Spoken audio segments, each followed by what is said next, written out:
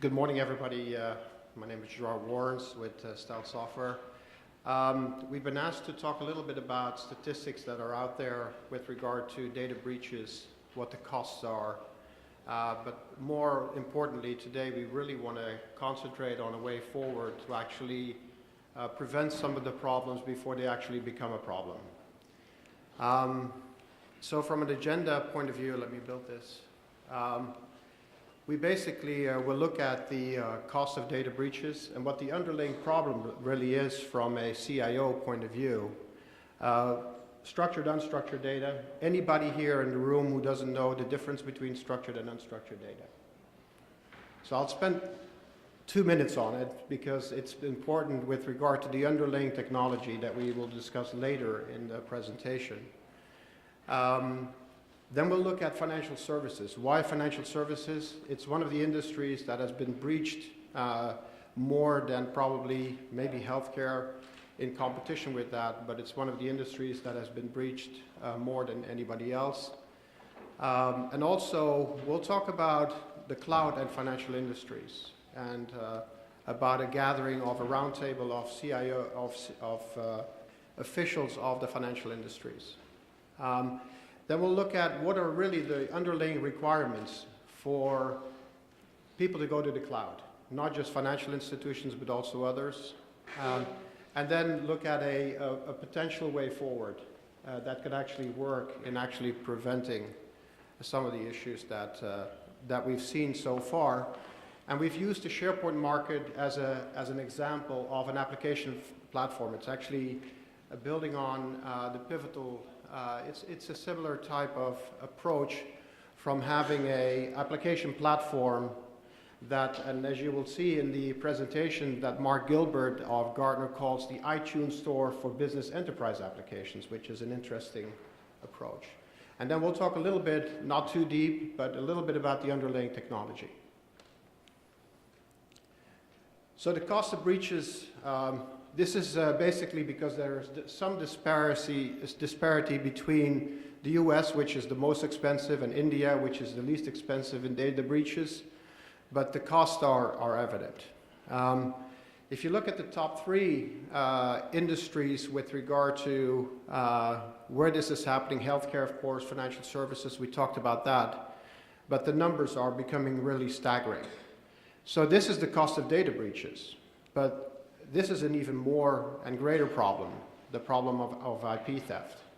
So we're looking at, if you look at the Ponemon industry and other analysts and documents around the numbers, IP theft is actually more than double of what the data breaches are.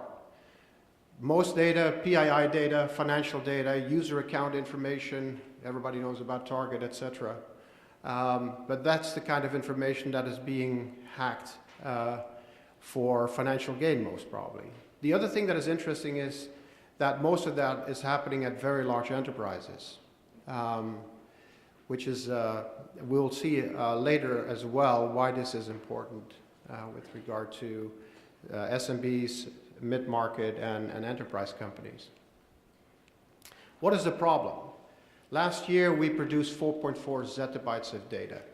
And this is why I'll come back to unstructured. Structured data, 80% of that data is unstructured, which is a very, very important point.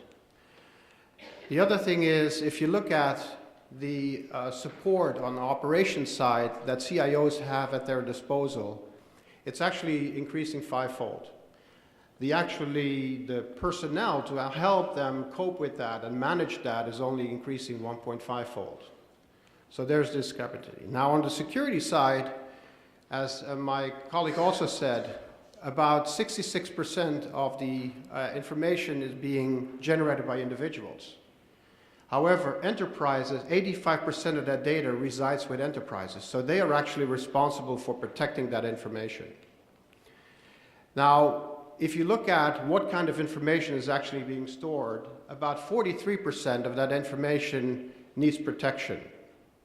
The problem is only half of that is actually protected.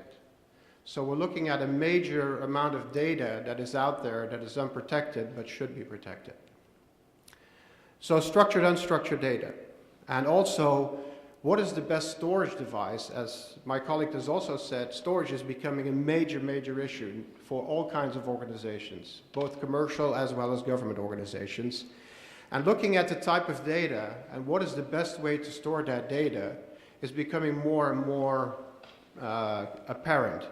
We've been working with object storage probably for the last 10 years. I believe the first object storage was IBM, I think, 30 years ago, but the first actual system was a small company called FilePool in Belgium. They devised a system for object storage that was sold to EMC, that became Centera, and since then we had a multitude of companies coming out, from AmpliData to Scality to all of the cloud environments from Amazon, Google, etc., who are all now object-based. And there's a reason for that. If you look at unstructured data, there is no better place to actually put it than an object store. And again, we can have a deeper discussion why that is. But so let me start by going into the financial sector. In 2011, Gartner got 22 bankers together for a round table and talk about cloud and where they actually saw where the problems were of the cloud and why they were not going to the cloud in 2011. The findings and the challenges that they saw was really in line with what was happening in the rest of the industry. Whether you looked at the healthcare industry or retail or any other part of the industries, they were really all in sync.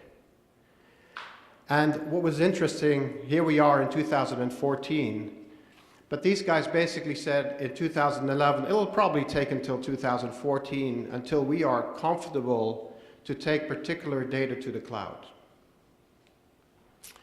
So, why won't the cloud work for me, according to the 22 bankers? So you will see things like data integrity. We don't know where our data is. What about encryption? What about the security?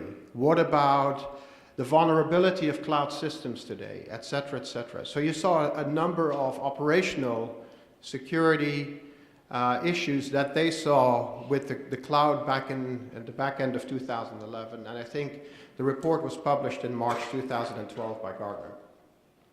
We also talked to a lot of customers. Vendor lock-in is a major, major issue for all these companies. If I go with Amazon, or I go with Rackspace, or I go with Atmos, or I go with what happens to my data if something happens to that cloud environment? We've just recently saw one cloud service provider disappear, and trying to get that data out and put it somewhere else proved to be a very, very difficult proposition. So, and again, let me build this slide. Basically, when we talked about the need to go to a cloud, all of these companies said these were the points that they were actually looking for. They wanted to own their data. They wanted to know where the data was stored. They wanted to make sure that they kept control of that data by the ability to encrypt that data in-house, on-premise, to store the keys on-premise, etc. They were looking at, okay, so from a storage point of view, is it possible to store encrypted binary large objects, which would make it possible to become completely independent? Suddenly it doesn't matter anymore where I have my data. If you try to compromise an external storage system in Timbuktu that has encrypted blobs, it's going to be very, very difficult, especially if you have them encrypted at a file level. So these were things that they were looking at. Disaster recovery. Currently, most of the disaster recovery and business continuity is done at the storage level. These companies were looking at, okay, why can't I do that from the application layer? I want to be able to store data in multi-geographical locations. I want to decide what data is stored where and how I store that. I want to decide if I store data in vicinity X, can I encrypt that and leave, for example, marketing brochures and store that in a cloud service area and not encrypt it. So complete freedom of choice and vendor and also storage platform independence. So we've developed software for the SharePoint market. Why SharePoint? It is becoming very, very big. And it's a very good example of an area and an industry or a platform that is becoming, as Mark Gilbert said, the iTunes store for business applications. Today there is hardly any application, whether it's molecular development or the electronic intensive care unit or PLM software, that does not run or is not developed on top of SharePoint. Unknown to a lot of people, there are solution stacks out there that are really, really powerful in every single industry. 87% adoption rate in enterprise. And of course, some companies are using it as a mission critical or business critical application platform. Some are using it as an extranet. Some are using it as a data repository platform. So it depends on where you look and which industry. The other thing is there's a huge network. About 750,000 people are either developing, deploying, or integrating these applications. So that's the reason to use that. So we have about 800 million users, which is in 2017, which is the estimate that Radicati and Gartner have done, which is about 10% of the world population. If you look at the adoption rate between mid-market and SMB and the enterprise, there's a huge gap between those. And of course, what mid-market and small and medium-sized businesses are looking for at the moment is to have the same capabilities that enterprises have with regard to their application stacks. The other interesting fact is that there's almost a nice division, 50% for enterprise and a 25% for the other markets. So data-centric versus network-centric security. We believe that you have to secure that data at the application layer before the data actually hits the network. Because if you don't, there's a lot of gateways and appliances out there that actually encrypt the data before it goes to the cloud. We believe you have to prevent that problem before it becomes a problem. So you don't have man-in-the-middle attacks on the network. And this is just, the bottom is just an example of a particular gateway.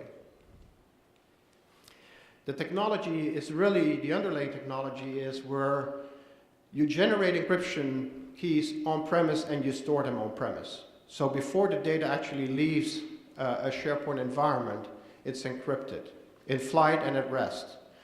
It has a number of benefits. It makes sure that the cloud service provider cannot read your data. Also, if the cloud service provider sends out your data, all they send out is an encrypted blob. So any recipient, you need about 10,000 people, 10,000 years for one particular file. And don't forget, this is at a file level encryption. This is not a database encryption. The other things that we looked at is, how do you do secure file sharing? And we know we have Box.com, Dropbox, and all different file sharing capabilities out there. The same issue applies.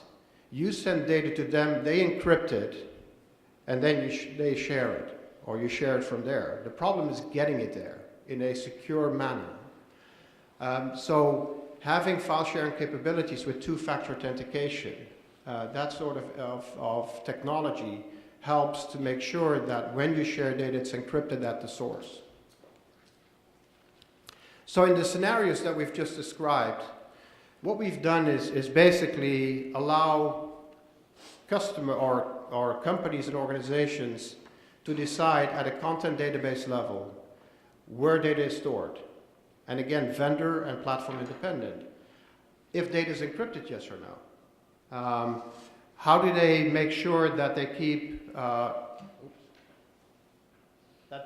they have encrypted binary large objects sitting on a cloud environment that cannot be hacked by third parties? So these are basically the things that have been resolved with regard to these organizations going to the cloud. Thank you.